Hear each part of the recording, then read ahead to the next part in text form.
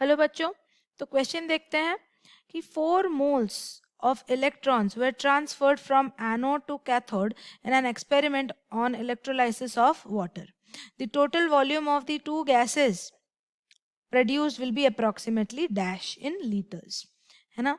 तो पहले हम देखेंगे तो इस क्वेश्चन में जो हमारा की कॉन्सेप्ट यूज किया गया है वो क्या है। तो की कॉन्सेप्ट ये है कि पहले तो ये जो एक्सपेरिमेंट हो रहा है इसमें इलेक्ट्रोलिसिस ऑफ वाटर हो रहा है। तो इलेक्ट्रोलिसिस ऑफ वाटर का अगर हम इक्वेशन देखें कि वाटर ब्रेक डाउन होके प्रोड्यूस करेगा H2 गैस और O2 गैस, इसको बैलेंस करेंगे तो ऐसा रहेगा 2H2O gives rise to 2H2 and 1 O2। तो ये पूरे रिएक्शन में हमको दिया गया है कि 4 मोल्स ऑफ इलेक्ट्रॉन यूज हो रहे हैं, यानी कि 4 फैराडे चार्ज हमारा यूज अप हो रहा है ना। तो अभी हमको क्या पता है फैराडेज लॉ के अनुसार कि जितना भी वेट हमारा डिपॉजिट होता है that is directly proportional to the charge that is passed, है ना। तो उसको हम ऐसे लिखते हैं कि W is equal to Z into Q.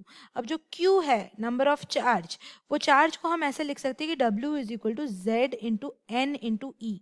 N यानी कि नंबर ऑफ इलेक्ट्रॉन्स जितना प्रोड्यूस हुआ और ई है चार्ज ऑफ ईच इलेक्ट्रॉन।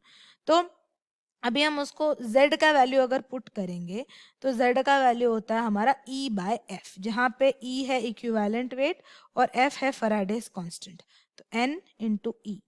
अब हमको क्या निकालना है, हमको निकालना है W by E is equals to N E by F.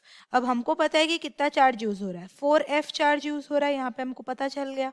तो इस हिसाब से हम क्या करेंगे, अभी यहाँ पे W बाय ई जो है वो है वेट बाय इक्विवेलेंट वेट, यानी कि ये नंबर ऑफ इक्विवेलेंस है। तो इसको हम ऐसे लिख सकते हैं कि mole into n factor is equals to 4F by F. F F cancel हो जाता है तो 4 रहता है।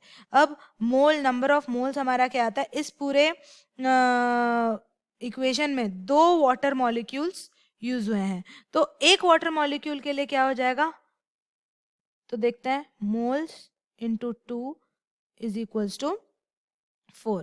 तो number of moles of water आ गया हमारा 4/2 जो कि है 2, राइट। तो अभी हमारा क्या होगा कि 2 हाइड्रोजन मॉलिक्यूल निकलेगा और 1 ऑक्सीजन मॉलिक्यूल निकलेगा, राइट। तो हमको पता है कि एट STP एक हाइड्रोजन मोल का वॉल्यूम होता है 22.4, यानी कि 2 हाइड्रोजन मोल का वॉल्यूम रहेगा 22.4 इंटू 2, और ऑक्सीजन का सिर्फ एक ही मोल है इसलिए 22.4। तो इसको अगर हम ऐड करेंगे तो हमारा आंसर आ जाएगा 67.2 लीटर्स। ये हमारा आंसर है जो कि है हमारा ऑप्शन सी, यानी कि option C is the correct answer. I hope you understand the solution. Thank you.